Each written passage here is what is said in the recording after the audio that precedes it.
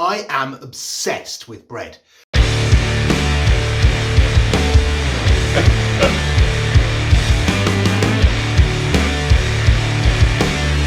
nothing quite like getting that perfect loaf.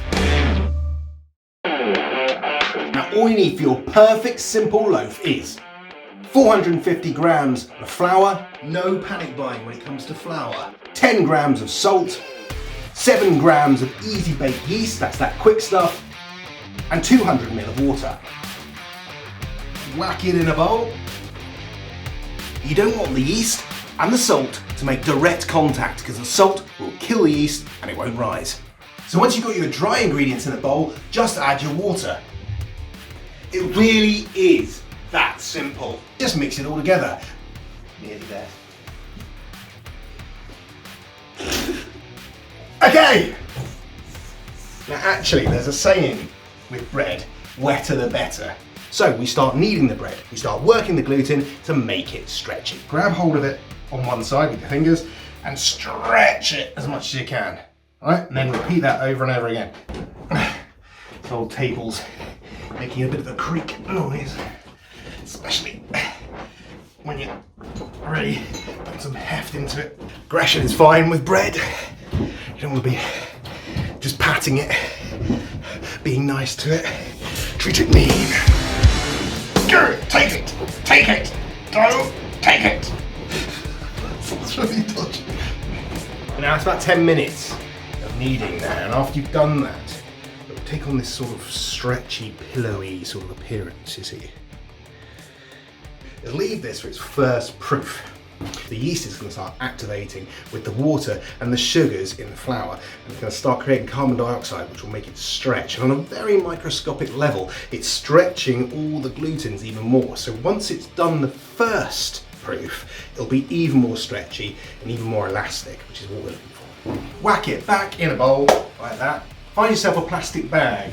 Plenty of these knocking around in our house. Leave it to prove until it's doubled in size. This is how we prove our bread in Devon. So, find something to do for the next half an hour.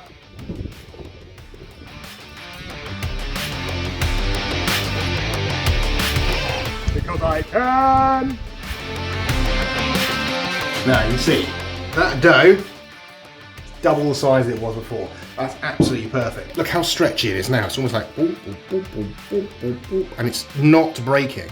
That's what the kneading in the first proof does. Now we need to let it prove to get bigger before putting it in the oven.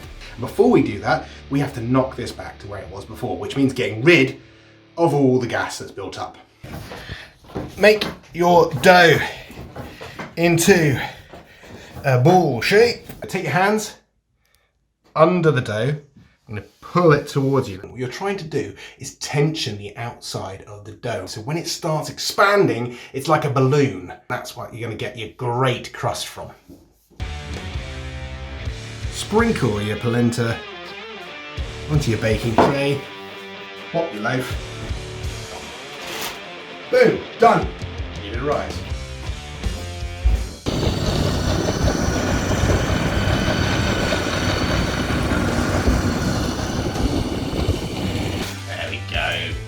Right, okay, starting to look a little bit like a loaf now. Before we cook it, we're going to put some scored lines into it.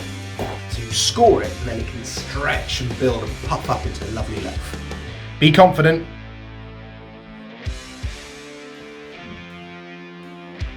Now that'll open up like this and let the bread rise up. Next, back it in the oven. In there, I've put a tray with an old rag in it and some water. That creates steam. Now that's really important because it means that the bread won't create a crust too soon, allowing it to rise properly. 25 minutes-ish. At the top temperature your oven can go. For the last 15 minutes, turn the heat down to 180 degrees and take out the tray with the water in it and the rag. Woo-hoo-woo. Careful, careful! Here we go, fresh out the oven. Oh, smells amazing. Check to make sure it's cooked. Listen to it. That was the table, not me. crusty on the outside, perfect. Exactly what you need for a morning of self-isolation.